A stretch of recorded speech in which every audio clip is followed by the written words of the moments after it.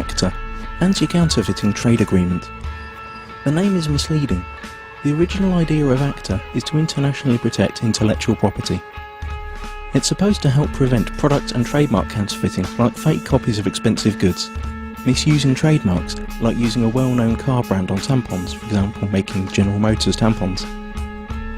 It will safeguard research investments in development of products, e.g. medical patents or pharmaceutical products. It's also supposed to support artists and journalists and allow them to produce higher quality work and internationally harmonise copyright laws. Sounds great, doesn't it? But there's a twist. The Oxford English Dictionary defines a counterfeit as, quote, a fraudulent imitation of something else. But when a file is copied on the internet, it is exactly the same as the original, not an imitation, and it is not stolen since the original is not removed. The information is simply being shared free of charge, so counterfeiting has nothing to do with it. Let us explain. Intellectual property is never really defined within ACTA. It could mean trademarks, or it could mean any idea or information which later could be copyrighted, restricted and criminalised. This will have a tremendous effect on the internet as we know it. The actual ACTA text covers a huge range of topics and is very complex and hard to grasp, so we will explain what happens on the internet in a hypothetical real-world analogy. Imagine paying for a cookery course. During this course you learn how to cook some really tasty fried chicken. Then you return home and teach the recipe to your wife. But here's the catch. According to ACTA, you are now both criminals since you shared that information for free when only you had paid to learn it. The ACTA regulations are clear. When you're suspected of sharing copyrighted information, depending on the country you live in, then your access to any kind of courses will be blocked, you will be fined or sent directly to prison. But surely no one would find out that you'd shared the knowledge of the secret fried chicken in private at home. And you're right. Under current law, no one would. But ACTA deals with this through excessive surveillance. All your communication will be monitored, and not only yours. Your family, your friends will all be observed, just in case. But you don't need privacy, civil rights or liberties, because you have nothing to hide, do you? Now that you know the principle, let's see how it will be applied on the internet when ACTA comes into effect. You can imagine your internet connection like a conveyor belt running in two directions. Along the conveyor belt, packets of data are coming in and going out of your computer. Under ACTA, ISPs, the company you pay for access to the internet, will be forced to open up and inspect every single data package you send or receive to look for copyrighted information.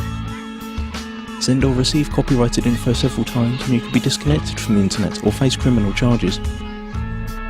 That means if you send an MP3 to your friend through an instant messenger, upload a video of a party which played copyrighted music, or quote a copyrighted newspaper article in an email, you're gone. That's it. As if that wasn't enough, the information about the news article you sent via email will be sent to the publisher, and based on their claims you could be fined or sent to prison. ISPs will also be required to constantly check that no copyrighted material or links to copyrighted material are found anywhere on their servers. This will be fatal for sites that hold any kind of user-generated content, like music, pictures or video. How could YouTube or Twitter work under a law like that? So the internet as we know it is on the brink of destruction. But at least you'd think that the money from all these lawsuits would benefit creative people. But musicians, writers, movie makers, journalists, software developers and researchers also lose, because they are now held by the same rules. Protected ideas now can't be reused, refined or developed any further. Even parts of sentences could be protected and made restricted by copyright. The whole agreement only benefits a small part of the industry, the so-called content mafia. Media publishing companies like the RIAA and the MPAA, who have long tried to solve the internet problem that threatens their obsolete business model. ACTA is the result of their lobbying within the governments that participate in the negotiations. Latest leaks indicate that techniques that bypass the planned content filter and blocking infrastructure will also be made illegal. And the worst thing? It's all done in secret. If you're a European, it's even being done by people who haven't been elected by the public. You've already seen where this is heading on YouTube. Videos are unavailable in certain geographical areas. This obsessive copy protection is also a great tool for information suppression. Once all the internet filters and blocking techniques are in place, virtually all information tagged as copyright could be suppressed. Maybe your critical blog or Twitter account, or the video you made about rigged elections and environmental catastrophes, or even the pictures of your kittens. Okay, maybe not your kittens. Not unless you painted a Coca-Cola logo onto their fur. This all sounds unbelievable for everyone who's had even a small glimpse of how the net works. But remember, those who work on the agreement might not have any clue what the internet is about. And once the treaty is signed, their rules will have to be implemented.